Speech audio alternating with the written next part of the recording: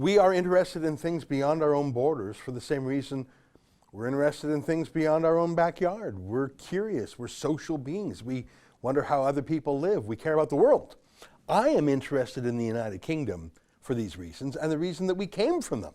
Our laws, our customs, our language, so many things. Thankfully, that wonderful inheritance includes the Magna Carta, a primordial constitutional law that limited the powers of the king, and through the centuries, other legal precepts, the abolition of slavery, the entrenchment of property rights and privacy, summed up by the phrase, a man's home is his castle.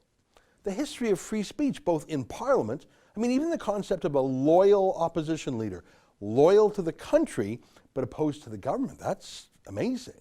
And of course, free speech itself, especially speech that offends, the government. If you're merely praising power, if you're polishing its shoes and singing its praises, that sort of free speech isn't worth much. It's the ability to tell people something they don't want to hear. That's what counts. That's what George Orwell said. He's the great British writer and thinker, author of books 1984, Animal Farm. As he put it, if liberty means anything at all, it means the right to tell people what they do not want to hear. Exactly.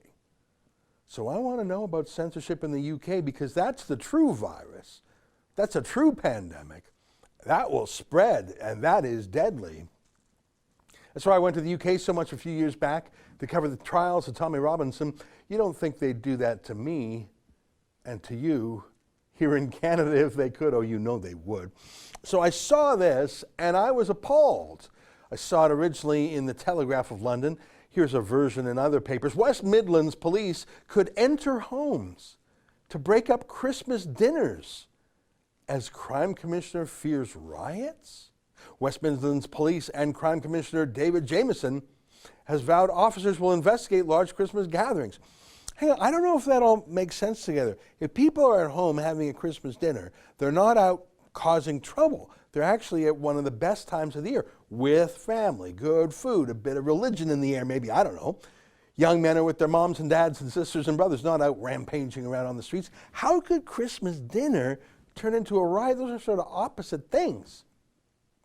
Well, the obvious answer is if police come into your house and tell half of you to get out because of those pandemic rules. If police come into your home, your castle that is, a man's home is his castle, that's Semane's case, that's centuries-old British law. We have it here too. You can't come into my house without a warrant, not even if you're the king. Yeah, you bust into a house on Christmas dinner, you're going to get a small riot right there. You bet you will. I'll read some more. Police could enter homes to break up Christmas dinners if families breach lockdown rules, with the West Midlands Crime Commissioner also predicting potential riots. David Jamieson has vowed his officers will investigate large Christmas gatherings, saying officers can only enforce the rules handed down by the government. Okay, so it's a bit clearer now. So the top cop was actually saying he will be the one causing the riots. He's just warning people about what he's going to do. Okay, got it, boss. He also warned a time bomb of social unrest, including riots, could be triggered by the end of the furlough scheme, coronavirus job retention scheme, and festive restrictions. Mr. Jamieson told the Telegraph, if we think there's large groups of people gathering where they shouldn't be, then police will have to intervene.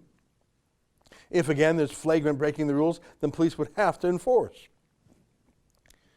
Don't lie. We know that's not true.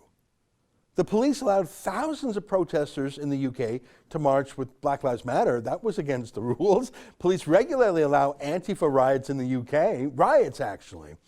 In the UK, police have lustily taken a knee in support of Black Lives Matter, even though that's an American invention, it's an American club. There was never any slavery in the UK. The UK eradicated slavery in the world. It fought against the slave trade. Police shootings aren't a UK thing either. Most UK police don't even carry guns. You know that, right? So the hands up, don't shoot thing, that's fake in the UK. That's an American thing. Yet the police loved Black Lives Matter in the UK. But, oh my God, Christmas dinner, no, we'll come smash it up. Quote, it's not the police's job to stop people enjoying their Christmas. Well, you just said it was, mate. Mr. Jameson added, however, we are there to enforce the rules that the government makes.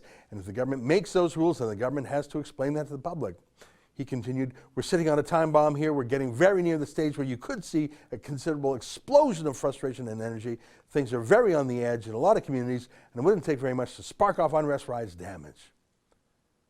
The idea that we can carry on as we are and have a normal Christmas is wishful thinking in the extreme, a government scientific advisor has said. Professor John Edmonds, a member of the Scientific Advisory Group for Emergencies, SAGE, I love that, said radical action would be needed to stem the rise in coronavirus cases, particularly in regions with high incidence of the virus. I'm sorry, these people are nuts. Maybe that's what the cop's trying to say in his own stupid way. He's trying to say, guys, you know, if you really want me to go out there, it's going to be, maybe that's the cop's way of saying, please don't make me do it. But he could have just said, please don't make me do it.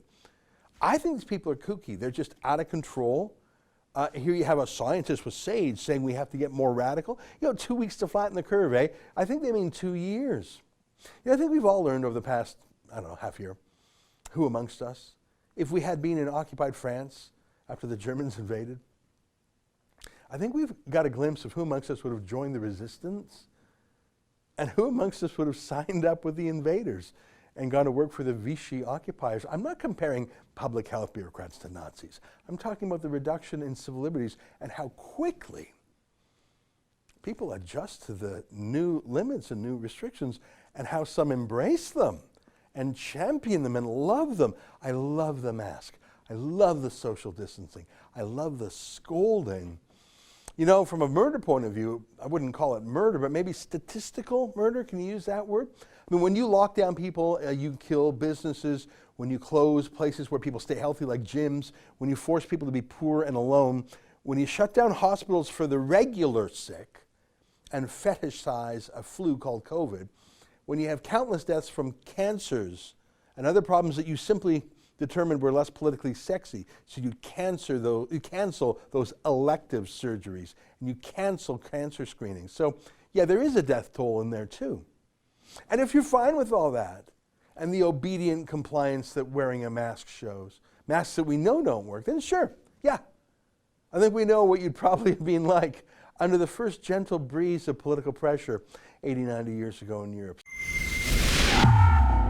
That's an excerpt from my daily show, The Ezra Levant Show. Every day I do a monologue on the news of the day, then I interview an interesting guest, and then I read my hate mail. You gotta subscribe. Go to rebelnews.com.